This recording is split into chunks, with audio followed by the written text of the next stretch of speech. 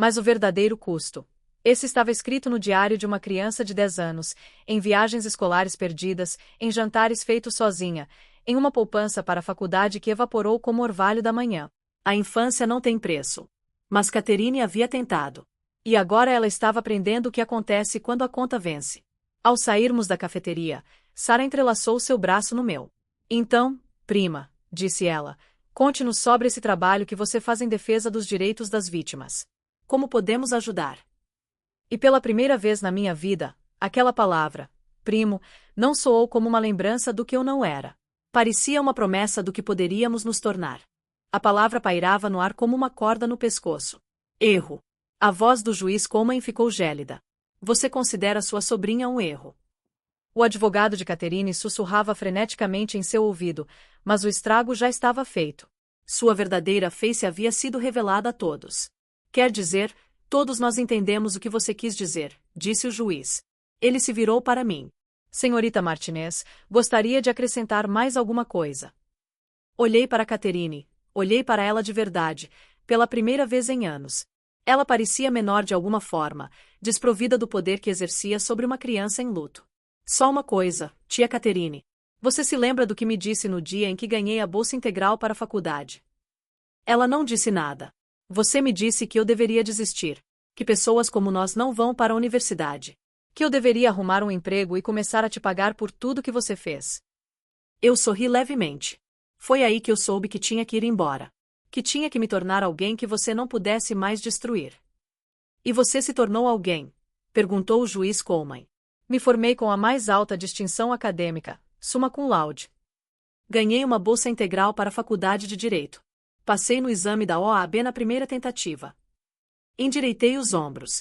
Me tornei advogada de direitos das vítimas. Ajudo crianças que estão sendo exploradas financeiramente por seus responsáveis. Descobri que existem muitas tias Catherines por aí.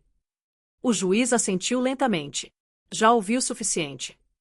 Senhora Harrison, sua reclamação não só foi indeferida, como estou encaminhando este caso ao Departamento de Serviços Sociais para investigação de fraude contra o sistema de benefícios. A senhora recebeu $280 mil para cuidar de sua sobrinha e, por sua própria admissão hoje, a considerou um fardo e um erro. As evidências sugerem que a senhora privou sistematicamente de necessidades básicas enquanto se enriquecia. Você não pode.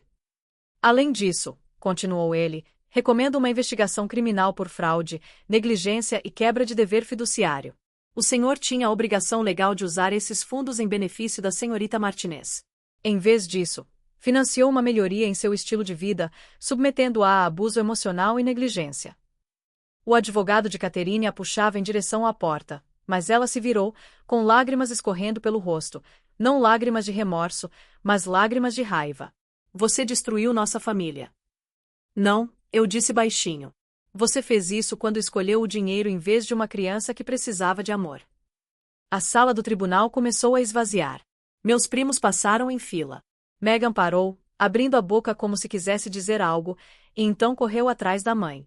Apenas Sarah permaneceu, agora com 21 anos e parecendo perdida. Amélia, ela sussurrou. Eu não sabia do dinheiro, do tratamento. Eu era tão jovem, mas agora me lembro das coisas. Os diferentes jantares, a porta trancada. Me desculpe. Você também foi criança, eu disse suavemente. Não foi sua culpa. Helena recolheu os nossos papéis enquanto eu permanecia sentada naquele silêncio repentino. Tínhamos vencido, mas a vitória tinha gosto de cinzas e fotos antigas. Você está bem? Perguntou Helena. Sabe qual é a ironia? Eu ri, mas soou falso. Se ela ao menos me amasse, mesmo que um pouquinho, eu teria lhe dado qualquer coisa. Ganho bem agora. Eu a teria ajudado, a sustentado na velhice. Tudo o que ela precisava fazer era ser gentil. Algumas pessoas não conseguem enxergar além da própria ganância, disse Helena. Do lado de fora do tribunal, Catherine gritava com seu advogado sobre apelações, sobre injustiça, sobre filhos ingratos que não entendem o que é sacrifício. Mas eu já tinha parado de ouvir. Passei 8 anos como sua espectadora, assistindo-a representar o papel de tia mártir enquanto ela roubava meu futuro dos meus bolsos como uma ladra qualquer. Meu celular vibrou. Uma mensagem de um número desconhecido. Esta é a Mega. Podemos conversar? Há coisas que você precisa saber sobre para onde foi esse dinheiro. Coisas que a mamãe não sabe. Nós sabemos, mostrei para Helena, que ergueu uma sobrancelha. Pode ser interessante, eu disse, ou doloroso. A maior parte da verdade é ambas, ela respondeu. Naquela noite, encontrei Megan e James em uma cafeteria no centro da cidade. Sarah também estava lá, mexendo no celular. Pareciam crianças apanhadas a roubar biscoitos, só que o pote que tinham saqueado estava cheio de segredos. Encontramos documentos, disse Megan sem rodeios. Depois que você foi para a faculdade, a mamãe entrou em pânico com alguma coisa e revirou o armário. Encontramos extratos bancários, dívidas de jogo, empréstimos que ela fez usando o seu número do seguro social. Roubo de identidade, respondi, atordoado. Claro, acrescentou James. Nós a confrontamos. Ela disse que era pela família, que você nos devia isso de qualquer maneira. Mas nós sabíamos. Sabíamos que não estava certo. Só não sabíamos o que fazer. Vocês eram crianças, repeti o que havia dito a Sarah. Não era responsabilidade de vocês. Mas nós nos beneficiamos, disse Sarah em voz baixa. Minha mensalidade da faculdade, os carros deles, as férias em família que você nunca pôde fazer. Nós nos beneficiamos do seu sofrimento. E agora? Perguntei. Eles trocaram olhares. Megan tirou um talão de cheques do bolso. Não podemos devolver sua infância, mas podemos começar por algum lugar. Eu não quero seu dinheiro. Não é nosso, disse James firmemente. Nunca foi. Conversamos com o advogado depois de hoje. Vamos testemunhar se o processo criminal prosseguir, e vamos garantir que você recupere o que foi roubado. Não será tudo, mas... Por quê? Interrompi. Por que me ajudar agora? Sarah estendeu a mão por cima da mesa e pegou a minha. Porque você é nossa prima. Porque o que ela fez foi errado.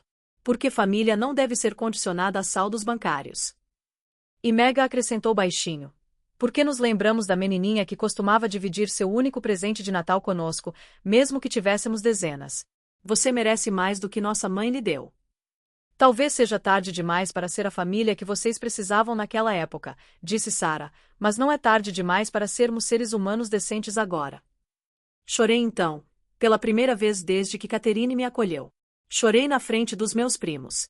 Não lágrimas de dor ou raiva, mas algo mais puro, algo que tinha gosto de possibilidade. O processo criminal levaria meses. A investigação seria minuciosa.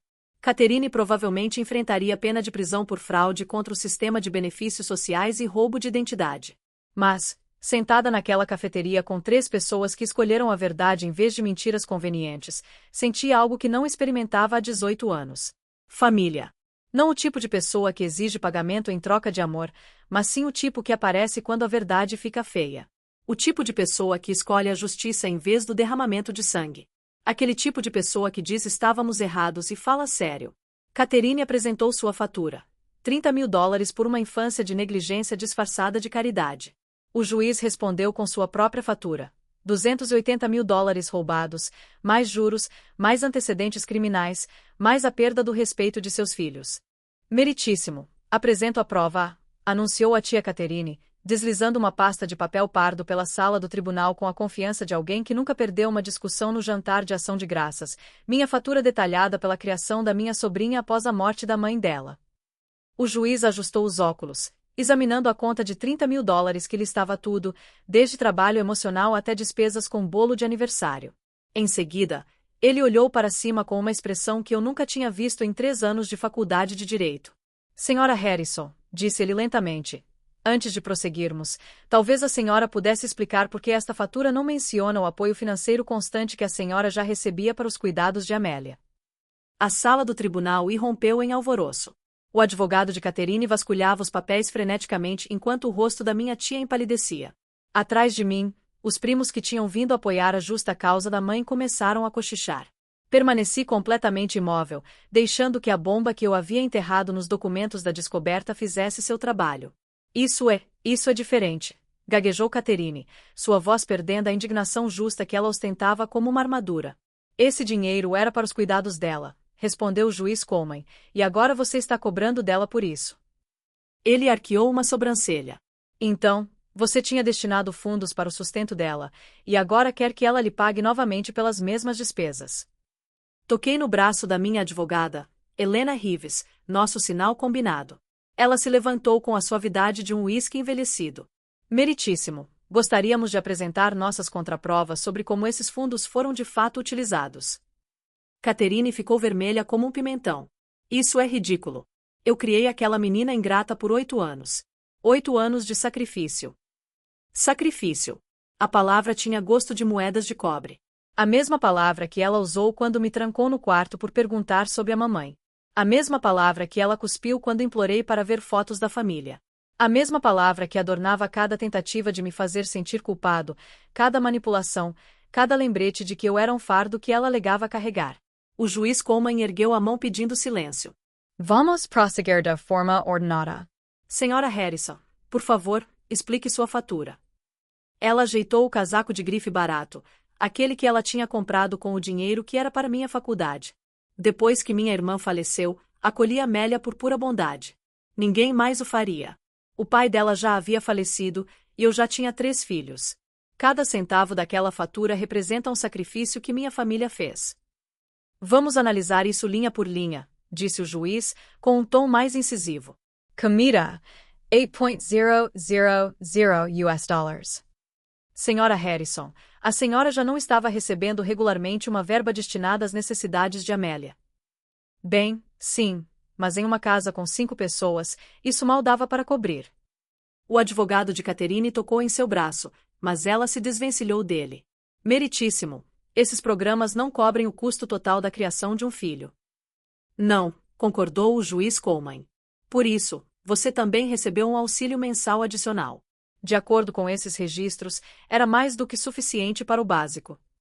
Eu tive despesas, disse Catherine, com a voz mais aguda. Você sabe quanto custa ter um adolescente? Roupas, material escolar, atividades. Atividades, falei pela primeira vez, minha voz ecoando pelo tribunal. Que atividades, tia Catherine? Helena tocou minha mão em sinal de advertência, mas o juiz Coleman assentiu. O autor pode se pronunciar sobre este ponto. Eu fiquei ali. 18 anos de silêncio se rompendo como uma represa. Não me deixaram participar de nenhuma atividade. Era muito caro. Você disse que eu usava as roupas que sua filha Mega não usava mais, mesmo que a verba de apoio fosse destinada a roupas. Eu comia refeições diferentes da sua família. Arroz com feijão enquanto vocês comiam bife. Devo continuar. Sua ingrata. Catherine começou, mas seu advogado a segurou pelo braço. Senhorita Martinez, disse o juiz, sem maldade, a senhora tem provas dessas alegações. Helena entregou-lhe uma pasta grossa. Fotos, meritíssimo. Registros escolares mostrando que Amélia teve excursões negadas porque os pagamentos nunca foram feitos. Depoimentos de professores que lhe davam dinheiro para o almoço. Atestados médicos que mencionam desnutrição. E isto, ela ergueu um pequeno caderno de couro. O diário de Amélia dos 10 aos 15 anos, documentando para onde realmente foi o dinheiro que ela recebia. Lembrei-me daquele diário, escondido debaixo de uma tábua solta do assoalho, escrito em um código que Catherine nunca conseguiu decifrar. Ela gastava cada centavo consigo mesma, enquanto me dizia para ser grata pelas sobras. Toda vez que Megan comprava sapatos novos, eu andava com os meus furados. Todo Natal em que meu presente era poder sentar à mesa. Isso é difamação, gritou Catherine. Eu lhe dei um lar. Eu poderia tê-la deixado ir para um lar adotivo. Talvez o sistema de acolhimento familiar tivesse sido mais humano, eu disse baixinho. Pelo menos não teriam roubado meu futuro chamando isso de caridade. O juiz Coleman leu várias páginas, e sua expressão se fechou a cada uma delas. Senhora Harrison, esses registros bancários mostram grandes saques em dinheiro coincidindo com os depósitos de benefícios. Pode explicar. Despesas domésticas para Las Vegas. Ele mostrou o extrato do cartão de crédito. Atlantic City. Essas despesas do cassino. O tribunal ficou em silêncio sepulcral. Atrás de Catherine, seus filhos, meus primos, olhavam para a mãe com crescente horror. Mega, que sempre se perguntava por que ganhava tantas coisas boas. James, que certa vez me perguntou por que eu não jantava com eles. A pequena Sarah tentou compartilhar seus brinquedos até que Catherine lhe disse que eu não os merecia. Meritíssimo, disse Helena. Gostaríamos também de apresentar provas de fraude educacional. Objeção. Indeferido. Prossiga. Helena entregou outra pasta. A senhora Harrison alegou em vários documentos legais que estava economizando para a faculdade da Amélia. Essas declarações juramentadas eram para programas estaduais, solicitações de auxílio federal. No entanto, quando Amélia completou 18 anos, o fundo para a faculdade estava vazio. Os $50.000 que deveriam estar lá, com base nos benefícios especificamente destinados à educação, haviam desaparecido. Tight despesas inesperadas, murmurou Catherine. Gostou da reforma do seu banheiro? Perguntei. Aquela que você postou em todo o Facebook? Ou da festa de 16 anos da Meghan que custou $15.000? Aquela em que eu não pude ir porque não me encaixaria com as amigas dela. Senhorita Martinez, disse o juiz calma e gentilmente. Eu entendo que isso seja emocional, mas... Sinto muito, meritíssimo. Respirei fundo. Mas ela não está apenas pedindo dinheiro. Ela está me pedindo para pagar pela minha própria negligência. Para financiar o meu próprio abuso. Para agradecê-la por roubar minha infância e meu futuro. O rosto de Catherine ficou roxo. Abuso? Eu nunca encostei um dedo em você. Não, concordei. Você me dizia todos os dias que eu matei minha mãe ao nascer. Que meu pai me abandonou porque eu dava muito trabalho. Que eu deveria ser grata por você não ter me deixado no quartel dos bombeiros. Que você me trancava no quarto quando seus amigos vinham porque eu era uma vergonha. Que você me obrigava a comer na cozinha enquanto sua família de verdade comia na sala de jantar.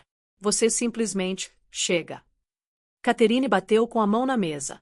Quero meu dinheiro. Mereço uma compensação por ter assumido o erro da minha irmã.